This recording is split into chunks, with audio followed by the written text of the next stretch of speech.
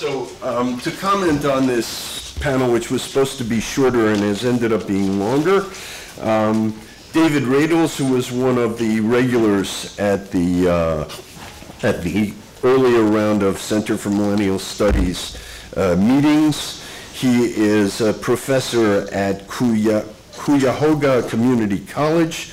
His first book, critical book entitled Hitler's Millennial Reich, Apocalyptic Belief and the Search for Salvation, is really a groundbreaking book in which he understands the Nazis as a millennial movement. Thank you, David. Okay, thank you, Richard. It's actually Cuyahoga Community College. It means Crooked River, the Indian word. It's the one that caught fire in the 60s, if you remember that river. Anyway, I'm actually going to comment on this panel, but also the whole conference, because it's been very enlightening to me as someone who studies Nazi apocalyptic messianic millennial thought. Listening to the presentations of the last 2 days has been very enlightening. Now, connecting Nazism to jihadism, I always have a little reticence because people like to use Nazism in a very generalized way to demonize some hated other. So, for instance, anti-abortionists use it. You know, if you perform abortions, you're a Nazi, which misses the fact that actually Hitler was very anti-abortion. Yes, a deformed fetus, abortion, but if it's a healthy fetus, it's against the law. Pro-gun right people like to use the Nazis and say that, you know, Obama is going to go after guns because he's a Nazi, and if Hitler went after guns, which is only vaguely true, and if Germans had more guns, and especially if Jews had more guns, the Holocaust wouldn't happen, which is nuts. I even talked about that in an AP article, and I was raked through the coals by the pro-gun people.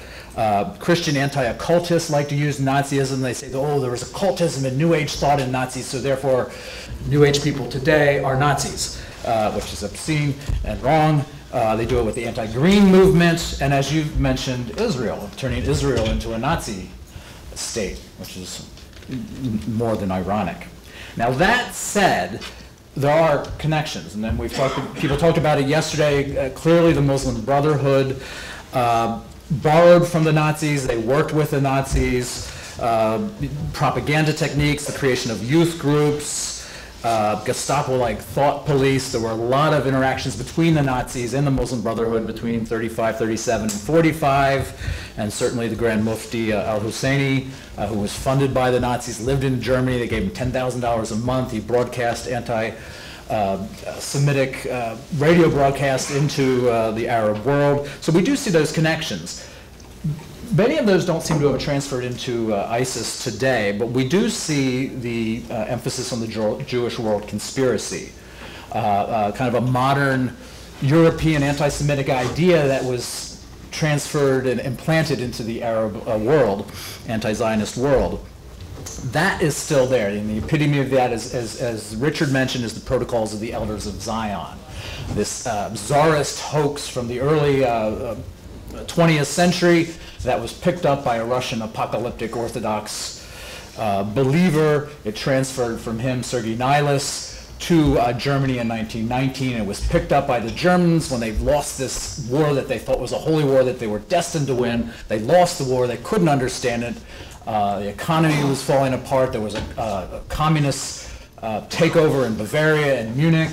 And how did this happen? Well, the Protocols of the Elders of Zion purportedly explained it, and it made sense to it, and said that there's a Jewish world conspiracy, not only simply to take over the world materially, but take over every aspect of the planet using capitalism, using communism, using immorality, using modern culture. Media.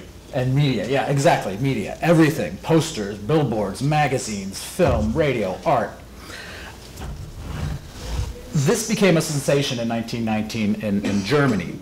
And to give a sense of this apocalyptic interpretation of the loss of the war in 1919, I'm going to go to Dietrich Eckart, who I'm working on a project about right now.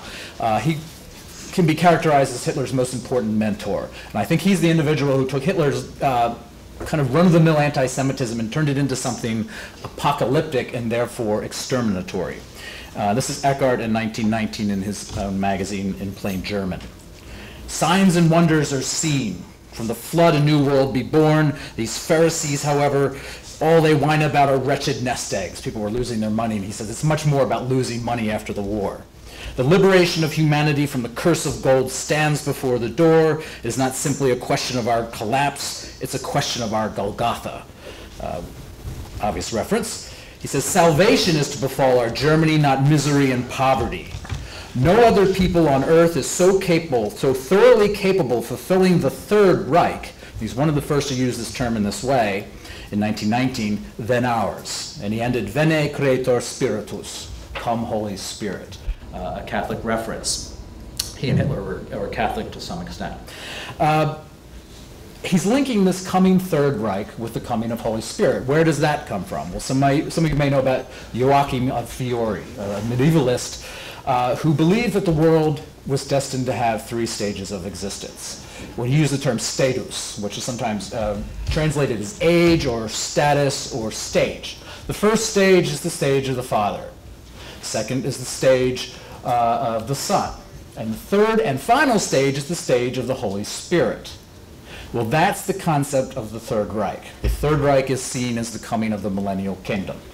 We usually translate the Nazi term, the Tausendjährige Reich, as the Thousand-Year Reich, which is a quite literal translation. But it's actually Martin Luther's translation of the millennial kingdom. And so the Nazis are seeing this collapse and this crisis in post-World War I as a sign of the end times. Okay. Well, what is this millennial Reich? It's a time, according to Eckhart, of existence or non-existence. The time is now. This is also from Eckhart. He's looking back at World War I, this holy war that the Germans were sure they were going to win, that they lost. This war was a religious war. That one sees clearly. A war between light and darkness, truth and lies, Christ and Antichrist. Well, how does he, what conclusion does he come from this? Well, when light clashes with darkness, there is no coming to terms. Indeed, the only struggle is for life and death, to the annihilation of one or the other. Consequently, the World War has only apparently come to an end. This is 1919. So this World War is a holy war, and it's the final holy war. It's the final battle between good and evil, light and darkness, Christ and Antichrist, Aryan and Jew. And so the time is now. He says, the hour of decision has come between existence and non-existence, between Germany and Jewry, between all or nothing, truth and lies, inner and outer, between justice and caprice, between sense and madness, between goodness and murder. And humanity once again has the choice. So the time is now, it's us or them. And Hitler picked up on this, all his early speeches, through his writing in Mein Kampf, his unpublished second book, all the way to the end of his life in 1945, said, this is the time, and either we walk over their corpses or they walk over ours. So Hitler envisioned the millennial Reich as this perfect world to come. It wasn't simply the Germans creating a third, that should come back because the word stasis from Joachim was translated in German as Reich. So the Third Reich is the third stasis. And so this time was to be a planetary millennial kingdom. The Third Reich was to be a planetary kingdom. The Nazis were going to not simply conquer Europe, but the entire planet, put the Aryans on top, enslave the lesser humans, and annihilate, exterminate the Jews.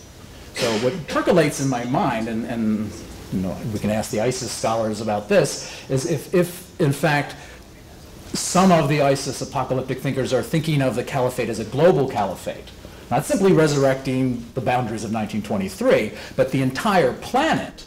And similarly, as people have indicated over the last 2 days, that can only happen if the Jews are annihilated, not simply removed from Israel. It is simply much more than that. I mean, the Nazis didn't want to simply, the Madagascar plan was nonsense. They weren't going to simply put the Jews on Madagascar and everything would be fine. If they got all the Jews of the world in Madagascar, they would have turned it into a giant ghetto and they would have starved them to death and disease, and they would have annihilated them. The plan of the Nazis was to exterminate every Jew on this planet. The 11 million in the Wannsee protocols were simply about European Jews and included England, but it would have extended to the United States, it would have extended to South America, it would have extended everywhere. And there I see the Nazi conception of the millennial kingdom as the Third Reich, as a spiritual religious conception, as something that does seem to resonate in this idea of a global caliphate. One of the other ideas that the Nazis, that was very much picked up by the Muslim Brotherhood and does seem to still exist, that the Jews are irredeemable. That you can't simply save yourself by converting to Christianity or converting to Islam. Both the Nazis and many of the apocalyptic jihadists says conversion is not something that's open to Jews. So the only way to achieve the Third Reich, the millennial kingdom, the only way to achieve the global jihad is to annihilate the Jews. That is part of what the prophecy of Muhammad says, and that's certainly what Hitler believed, that is the end game.